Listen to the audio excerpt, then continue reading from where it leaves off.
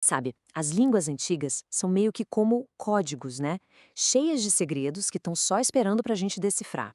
E o mais legal é que, às vezes, a chave para um mistério enorme está escondida na menor das pistas. É exatamente isso que a gente vai fazer hoje: desvendar um segredo do hebraico bíblico que se esconde em uma única pequenina letra. Bom, então vamos mergulhar nisso. Nossa investigação começa com um detalhe que a gramática chama de artigo definido. Então, dá uma olhada nessas duas frases. À primeira vista, parecem quase a mesma coisa. De um lado, a gente tem o grande rei, bem específico, direto ao ponto, uma frase típica de prosa. Do outro, um grande rei. Soa diferente, né? É mais, sei lá, mais poético, mais conciso. E a diferença toda tá ali, ó, uma letrinha minúscula no começo de tudo. E essa é a grande questão. Como é que um detalhe tão pequeno consegue alterar tanto o sentido e até o estilo de uma frase inteira? E aqui está a resposta.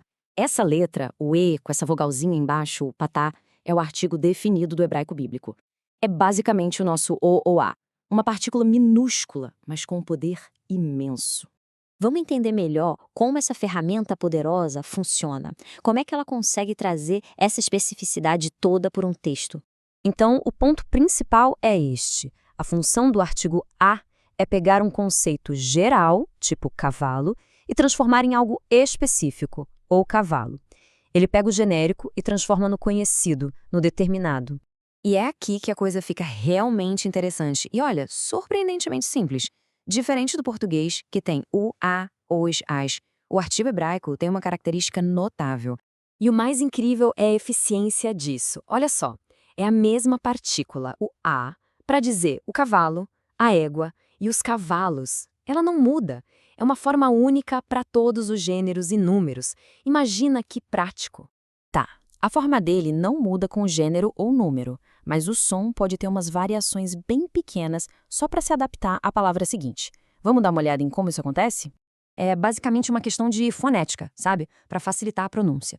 A forma padrão é Rá, mas aí quando ele se junta com certas consoantes, as guturais, a vogal dá uma alongada para Rá ou muda para Rê. É só o idioma se ajustando para soar mais fluido, mais natural.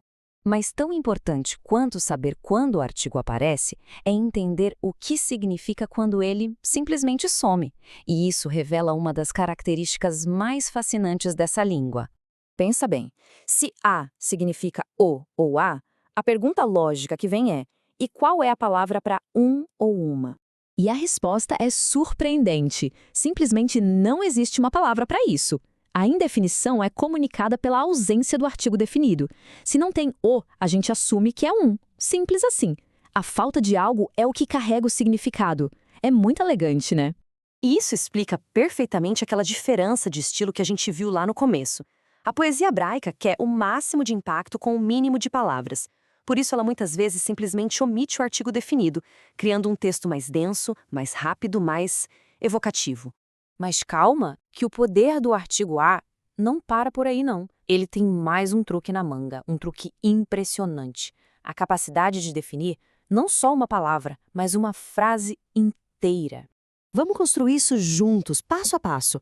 A gente começa com a palavra sus. Ela está no que os gramáticos chamam de estado construto, que basicamente indica uma relação de posse. Cavalo de. Repara que ela está sem artigo nenhum.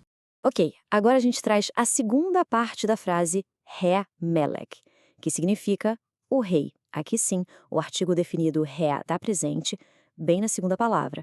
E é aqui que a mágica acontece. Quando a gente junta as duas, sus Hamelech, o artigo que está lá na última palavra projeta a sua força para trás, definindo a construção inteira. Não é um cavalo do rei, de jeito nenhum. É especificamente o cavalo do rei. O artigo em rei define o cavalo também. É sensacional. Uau! Chegamos ao fim da nossa análise. Fica muito claro que essa letrinha, esse é de determinação, é um dos pilares não só da gramática, mas do próprio estilo do hebraico bíblico. Então vamos só recapitular os superpoderes do artigo A. Primeiro, ele pega uma palavra genérica e a torna específica. Segundo, ele é super eficiente porque não varia nunca. Terceiro, a simples ausência dele já cria um novo significado. Quarto, ele é a chave para diferenciar o estilo da prosa e da poesia. E, por último, ele tem o poder de definir frases inteiras, tudo isso em uma única letra. Isso faz a gente pensar, não é mesmo? Se uma única letra consegue carregar tanto significado, tanta função, que outros códigos, que outros segredos incríveis estão esperando para serem decifrados nas estruturas de outras línguas antigas? A busca por essas respostas, bom, ela continua.